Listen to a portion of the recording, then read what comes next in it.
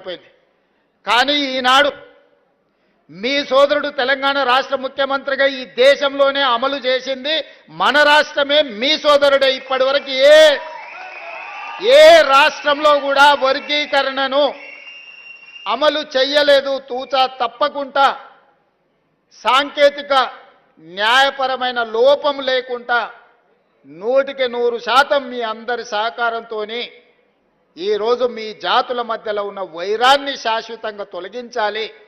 తాత్కాలికంగా ఎవరికైనా బాధనో దుఃఖమో ఉన్నా శాశ్వతంగా ఇది మిమ్మల్ని అందరినీ ఏకం చేస్తుందన్న ఆలోచనతోని ఏకం చేయాలన్న ఉద్దేశంతో 100% వర్గీకరణను అమలు చేస్తే మొన్న ఎప్పుడూ చదువుకొని డాక్టర్ అనే చదువులోనే జాయిన్ కానీ సామాజిక వర్గానికి సంబంధించి చాలామంది డాక్టర్లుగా మొదటిసారి వచ్చిందని దామోదర్ రాజనరసింహ గారు చెప్పినప్పుడు నాకు సంతోషం కలిగింది.